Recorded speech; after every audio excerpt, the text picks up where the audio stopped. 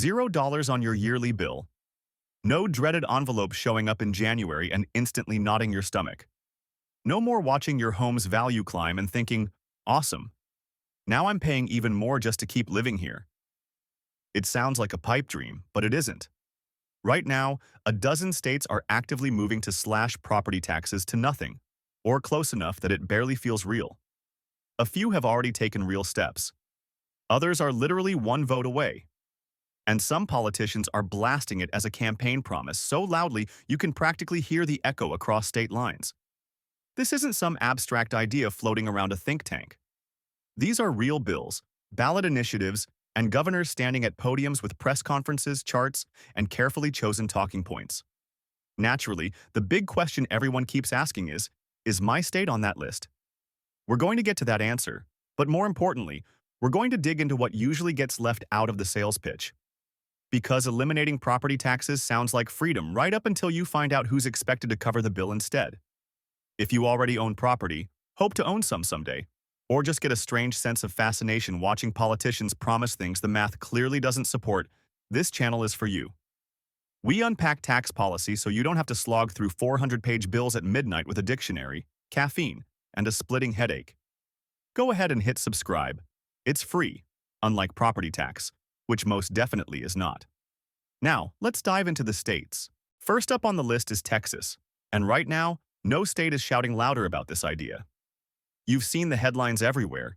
You've heard the governor talk about it nonstop. In Texas, eliminating property taxes isn't some niche policy proposal. It's front and center, the headline attraction. The state is sitting on a massive budget surplus. We're talking billions of dollars, and the pitch sounds almost too clean. Take that extra money and use it to erase your property tax bill, maybe even drive it all the way down to zero. On the surface, it feels like a sure thing. But it's not even close. Once you look past the speeches and applause lines, the numbers get ugly fast. Here's the part that rarely makes it into the glossy press events. Texas doesn't have a state income tax. It never has.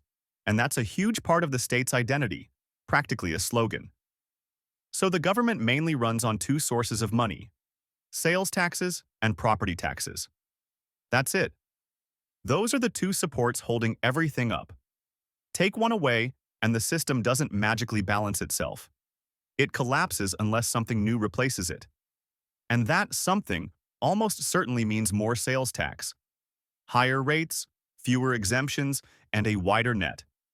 What that really means is that everyday spending, groceries, gas, diapers, basic necessities, starts carrying the financial load that land values used to cover. Texans already pay some of the highest property taxes in the nation, and if this plan moves forward, they're about to get a crash course in what replacement revenue actually looks like, and who ends up paying for it when the dust settles. Second on the list is North Dakota. Flatland, brutal cold, and wind so sharp it feels like it has a personal grudge.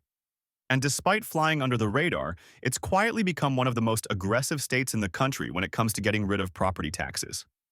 A few years ago, they went big and bold, putting a full constitutional amendment on the ballot that would have wiped out property taxes entirely. Voters shut it down. But that didn't end the effort. It just forced it to evolve. Instead of one massive move, the strategy shifted. Now the proposals are far more precise: gradual phase-outs, narrowly targeted exemptions, and specific categories of property removed from the tax rolls one step at a time. Lawmakers figured out pretty quickly that trying to eliminate property tax in a single shot is too alarming, too fast, too disruptive, and it raises immediate questions about who's paying for schools and local services. So rather than swinging for the fences, they started chipping away. A small cut here, an exemption there, a temporary pilot program rolled out in some rural county that barely anyone is paying attention to. And before most people realize what's happening, the structural support is already gone. North Dakota isn't really arguing over whether property tax should exist anymore. It's methodically taking the system apart piece by piece. So far, these are states where elimination is still framed as a possibility. A plan, a proposal, a promise. But the next state on the list? They didn't debate it. They already pulled the trigger. People in these places are living the real-world experiment right now. They're opening their mail to smaller tax bills, and at the same time wondering why the streets look rougher than they did a year ago. In one county, the entire road repair budget was gone by March. March.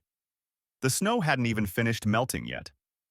This is what happens after the bill passes, once the cheering dies down and the financial reality shows up like an uninvited house guest who isn't planning to leave. Schools start scrambling, services get trimmed or cut entirely. Local governments are left playing budget Tetris with pieces that simply don't fit together. Because here's the part no one can escape. Eliminating property taxes might feel like freedom, but the bills don't disappear. Schools, roads, fire departments, streetlights, and sewer systems still have to be paid for. If property owners aren't covering that cost anymore, then who is? That's exactly what Section 2 is going to answer. And fair warning, you may not love the conclusion. This idea isn't sitting on the political fringe anymore. Property tax elimination has officially gone mainstream. It's showing up in red states, purple states, and even catching the attention of some blue-leaning lawmakers. And the timing isn't random. Home values went through the roof, and tax bills followed right behind them. That starter home you picked up back in 2015? It's probably worth twice as much now. Congrats. Your property tax bill likely doubled too. You didn't get a matching raise, and the county doesn't really care. People are angry, politicians are noticing, and all of a sudden eliminating property taxes doesn't sound extreme. It sounds like a winning campaign promise. Now let's keep moving down the list. Fourth on the list is Kansas, the same state that kicked off nationally watched lawsuits over school funding. Courts had to step in and essentially force Kansas to properly fund its education system. It made national news, set legal precedent, and became a reference point for other states. Fast forward to now, and that very same state is openly debating whether property taxes should be used to fund schools at all. Kansas has already put property tax caps in place, limiting how much your bill can rise from one year to the next. On paper, that sounds fair and reasonable. But the conversation hasn't stopped there. The push is going even further, especially from rural lawmakers who want a complete exit. Many farmers are sitting on land that looks incredibly valuable on an assessment sheet, but doesn't reliably generate cash year after year. They're fed up with paying taxes on acreage that might not produce a profit in a bad season. Urban lawmakers, on the other hand, don't have that luxury. Cities depend heavily on property tax revenue to function. Schools, police departments, parks, and basic services all rely on it. So Kansas isn't really abolishing property taxes across the board. What it's doing instead is renegotiating who gets relief and who doesn't. And if you're not sitting at the table while that deal is being made, you can probably guess which side of the agreement you'll end up on. Fifth on the list is Idaho. And if you want a real-world example of how a housing boom slams into property taxes, this is the place to look. Boise used to be a hidden gem, affordable, quiet, surrounded by mountain views with a cost of living that actually made sense. Then remote work took off. Then California showed up. Suddenly, anyone with a laptop, a relocation budget, and a dream started flooding in with cash offers. In some counties, home values jumped 40%. In others, 50% or more. And property taxes climbed right along with them. The people feeling it the most are longtime residents, folks who bought their homes 20 or 30 years ago, paid them off, and live debt-free with no mortgage hanging over their heads. Now they're opening tax bills they simply can't afford. Let that reality sink in for a second. You can fully own your home, free and clear, and still risk losing it because the county decided it's worth more. Higher assessed value means higher taxes, whether your income changed or not. In response, Idaho's legislature is pushing hard on homestead exemptions. Some proposals go even further, calling for full tax freezes for seniors and strict caps for everyone else. This isn't really about political philosophy anymore, it's about survival. People are being forced out of homes they already paid for, just because of rising taxes. That's not an abstract policy argument. That's a full-blown crisis. And here's where things start getting strange. There's one state managing to cut property taxes in some places while raising them in others. Different counties, different rules, same widespread confusion. State number 6 is Georgia. Right now, Georgia is floating a homestead exemption so aggressive that it almost wipes out property taxes entirely for longtime homeowners. If you've been in your house for 15 or 20 years, your tax bill could shrink to nearly nothing. On the surface, it feels like a loyalty bonus for sticking around. But there's a catch, and it's a big one. New buyers don't get that deal. If you move to Georgia in 2025 and buy the house next door to someone who's lived there since 2005, you could be paying 4 times what they do. Same neighborhood, same square footage, same schools, completely different tax bills. Georgia didn't eliminate property taxes across the board. It eliminated them for some people by shifting the burden onto others. It's clever, it's legal. And it's also chaos because it creates a two-tier system where longtime owners are shielded while newcomers are left holding the bill. Young families trying to buy their first home aren't getting relief under this setup. They're becoming the revenue source. And that's the pattern starting to show up everywhere. Property tax elimination isn't equal or universal. It's selective. Seniors get exemptions, veterans get carve-outs, farmers get special treatment, longtime residents get freezes. Everyone else? You're the replacement revenue. You're the one filling the budget gap so someone else can pay zero. And no politician is advertising that part on a bumper sticker. So far, we've talked about promises and proposals, campaign slogans and tax caps. But what happens when property taxes actually disappear? Not on paper, not in theory, but in real life. The next section looks at states where the cuts already went through, where tax bills dropped and the side effects showed up fast. Schools ended up underfunded. Roads started falling apart. Counties scrambled to plug holes no one warned them about.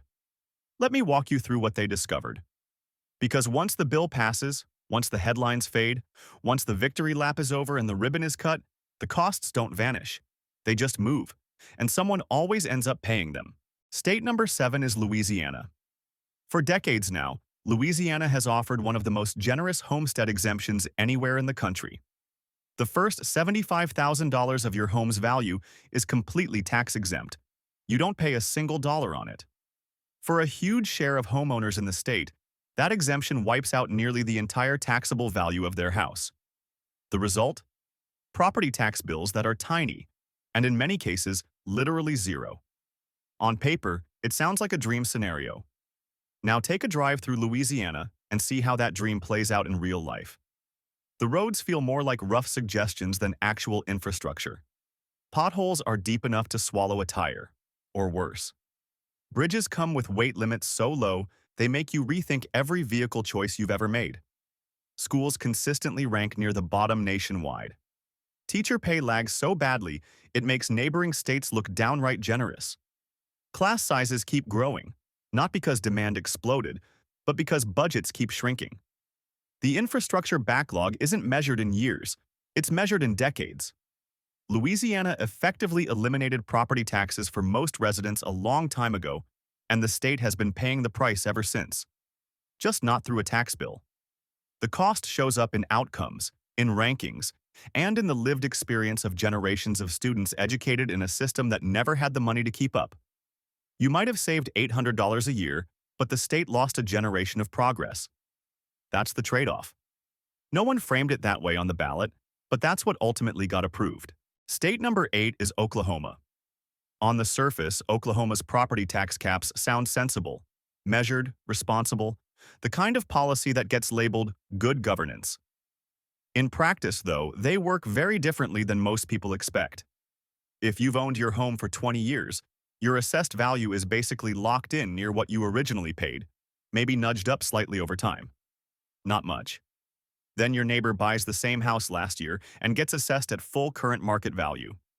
Everything else is identical. Same lot size, same street, same trash pickup, same school district. Yet your annual tax bill might be $400, while theirs is $4,000. That's not a dramatic example, it's straight math.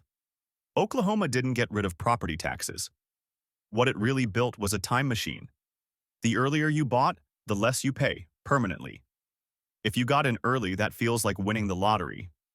But if you're younger, just starting out, relocating for work, or moving because life forced your hand, you're effectively footing the bill for everyone who arrived before you. That isn't true tax relief. It's tax timing. And it's quietly tearing communities apart because nothing kills neighborhood goodwill faster than discovering you're paying 10 times more than the person next door for the exact same services. And then there's the state that actually went all the way, eliminated property taxes. threw a celebration for about a year, and then watched its sales tax climb into the ranks of the highest in the country. The money had to come from somewhere, and you can probably guess exactly where it came from. State number 9 is Wyoming. If there were a postcard for libertarian ideals, Wyoming would be on the front of it. No state income tax, very low property taxes, endless open land, and a strong "don't tread on me" vibe from one end of the state to the other. There's a lot of talk about freedom here. But once you zoom in, the picture gets more complicated. Wyoming's budget runs heavily on mineral revenue: oil, gas, coal. When extraction is booming, the state is swimming in cash. When prices crash or production slows, the budget falls apart just as fast. In the gaps between those boom and bust cycles, the state leans on everything else it can grab: sales taxes, user fees, permits, licenses, all the small charges that don't feel like much on their own but stack up quickly if you're paying attention. Wyoming didn't actually get rid of the tax burden. It just moved it to the gas pump, the checkout counter, the hunting license, the vehicle registration, and the entrance gate at the state park.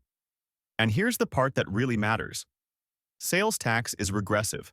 The less money you make, the larger share of your income goes toward taxable basics. A billionaire ranch owner and a minimum wage worker both buy groceries. They both pay the same sales tax rate.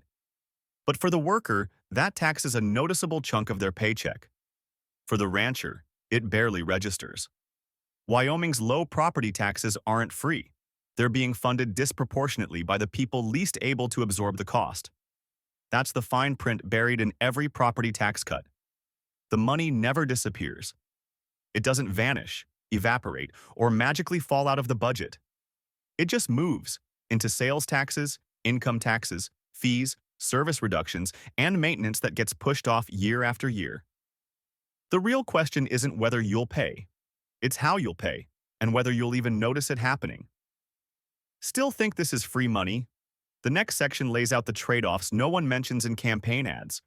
We're talking about schools stretched thin, firefighter staffing shortages, roads that never quite get fixed, and the slow decay that sets in when funding dries up quietly and no one's watching. This is where it stops being theoretical. Let's go there. Let's get uncomfortable for a minute.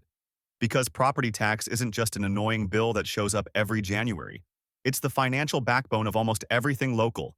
Schools, fire departments, libraries, roads, sewers, parks, the streetlight on your corner, the crosswalk near the elementary school. State number 10 is Arizona. Years ago, Arizona passed some of the most aggressive limits on property taxes in the country, putting hard caps on how much local governments could collect. At the time, it was sold as fiscal discipline, smart budgeting, taxpayer protection, responsible governance. It all sounded good. Then the consequences started showing up. School districts didn't just struggle, they started begging. Not as a figure of speech, but in reality. Override elections became routine. Emergency budget hearings turned into annual events. Superintendents went door to door, asking voters to approve extra funding just to keep the lights on and the doors open. Every single year, it's the same fight, the same anxiety, the same scramble to survive. Teacher pay slipped further and further behind neighboring states. Class sizes swelled. Programs disappeared. The art teacher vanished. Libraries cut hours or went part-time. Yes, Arizona property owners ended up with smaller tax bills, but Arizona students paid the price with overcrowded classrooms and fewer resources. Today, the state routinely ranks in the bottom 10 nationwide for education funding, and in some years, it drops into the bottom 5. Each spring, districts return to the ballot, hoping voters will approve funding for basic necessities. Sometimes they do, sometimes they don't. Either way, students are left waiting to see whether their school can afford to function. You might have saved $600 a year, but your school lost a math teacher. That's the exchange. State number 11 is Colorado. Colorado passed something known as the Taxpayer Bill of Rights, TABOR, if you've heard the acronym tossed around. Under TABOR, property tax revenue is capped by a formula, and government spending increases are limited to population growth plus inflation. On paper, it sounds clean and mathematically responsible, like real fiscal discipline. In reality, it spent decades slowly choking local services. Road projects were delayed again and again. Public transit stayed underfunded. Infrastructure repair backlogs didn't creep into the millions. They exploded into the billions. And here's the irony. Colorado is a wealthy state. Tech money poured in. Tourism dollars flooded the economy. Outdoor lifestyle branding attracted even more growth. And despite all that, the state still couldn't properly fix its highways because the formula wouldn't allow it. For years, Colorado has tried to loosen those restrictions through ballot measures, legal workarounds, and some impressive policy gymnastics. Voters have repeatedly said no. They like low taxes. What they don't always connect is how those low taxes relate to the pothole that destroyed their tire last month. Colorado demonstrates a hard truth. You can cap taxes, but you can't cap needs. Roads will still crack. Pipes will still burst. Schools will still need teachers. The only real choice is whether you pay for those things now or pay more for them later when everything is worse. But there's one more state that's even more unsettling to me.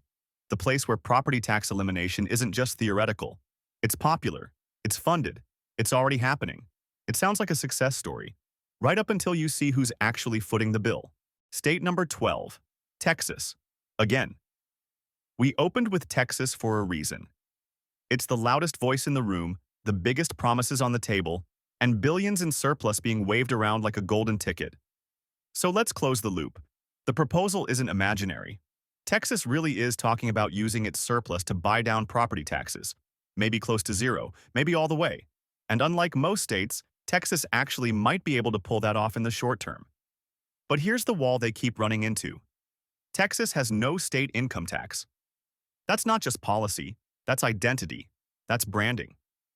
Touch it, and political careers end. So if property tax disappears, the entire state budget is suddenly standing on one leg: sales tax. That's it. No backup. And sales tax, as we've already seen, is regressive. Same math as Wyoming, just on a much bigger scale. Lower-income households spend a larger share of what they earn on taxable essentials: groceries, gas, diapers, school supplies. That means they pay a higher effective tax rate than wealthy households. Not in raw dollars, but as a percentage of income.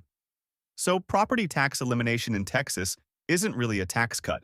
It's a tax shift. It moves the burden away from homeowners and onto everyone else. Away from wealth and onto consumption. Away from people who own the most and toward people who spend nearly everything they make. A family in a $2 million home might save $20,000 a year. A family renting an apartment saves nothing. Their landlord benefits, rent doesn't fall, and that renting family ends up funding more of the state through every single purchase they make. That's the trade-off you won't see on a yard sign. Here's the uncomfortable truth. Property tax is flawed. It's annoying. It's deeply unpopular. It rises when home values rise, even if your income stays flat. I understand why people hate it. But it's also one of the more progressive local taxes we have. It targets wealth, specifically land wealth. The more property you own, the more you pay. When you remove it, you're not sticking it to the system. You're shifting the bill to people with less. So where does that leave you? Is your state on this list? And more importantly, should you even want it to be? The final section answers who actually wins, who actually loses, and what you should really be watching for. Because the details matter far more than the headlines. Let's zoom out. 12 states are pushing for property tax elimination or major cuts. Texas, North Dakota, Kansas, Idaho, Georgia, Louisiana, Oklahoma, Wyoming, Arizona, Colorado, and a few others watching closely to see what works. Some of these efforts are serious. Some are pure political theater. All of them come with trade-offs, and none of them are telling you the full story. So let's talk about the real winners when property tax disappears.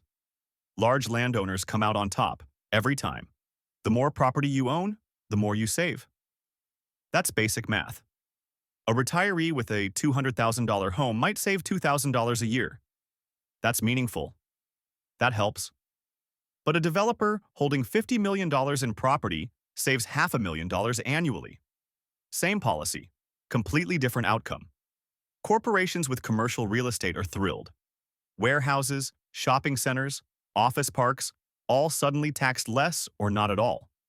Second homeowners, vacation property holders, Landlords with multiple rentals. They're not barely getting by, they're celebrating. Primary residence exemptions sound fair on paper, but investors don't live in their properties. They don't need the exemption. They still benefit when the entire tax structure shifts. That's who wins. Now let's talk about who loses. Renters, about 35% of Americans and over half in some cities. When property taxes drop, landlords save money. That part is real. Does rent fall? Almost never. The savings stay with the owner. Renters get nothing, except higher sales taxes to make up the gap. Low-income workers lose too. When property tax revenue vanishes, sales tax usually replaces it. And sales tax hits hardest at the bottom. A billionaire and a cashier both pay the same tax on a gallon of milk. Same rate. Wildly different impact. That's regressive taxation, and that shift is never advertised. Kids in public schools lose. Property taxes fund schools in most states. It's the primary source. Cut it, and you either cut education or scramble for unstable alternatives. Class sizes grow, programs disappear, teachers leave. So do the people who keep local government running. Teachers, firefighters, road crews, librarians. When funding dries up, they feel it first. Hiring freezes. Layoffs. Maintenance deferred again and again until do more with less turns into there's nothing left. Which brings us to the one question no politician wants to answer honestly. If you eliminate property tax, what do you plan to cut? Or which tax do you plan to raise instead? Nothing isn't an answer, it's a lie. States promising elimination without replacement are selling a fantasy funded by debt, deferred maintenance, or someone else's paycheck. The math doesn't vanish, it hides. And eventually, it comes back with interest. So here's what you should actually watch for when your state proposes property tax cuts. Ask 3 questions. First, what's the replacement revenue? If they say surplus, ask what happens when the surplus is gone. Surpluses are weather. Policy has to survive droughts. Second, who benefits the most? Ignore the slogans and run the numbers. Does a teacher gain as much as a developer? Does a renter gain anything at all? Third, what services are at risk? Schools, roads, fire departments, police, hospitals, rural communities. When funding shifts, who feels it first? Those 3 questions will tell you more than any campaign ad ever will. If you learned something today, subscribe. We do this every week. Property tax, sales tax, income tax, the policies shaping your paycheck and your neighborhood, explained without the spin. Drop a comment. Is your state on this list? Do you want it to be? And what would you actually be willing to give up to get there? I'm genuinely curious. Because the answers are never as simple as the slogans. Thanks for watching. I'll see you in the next one.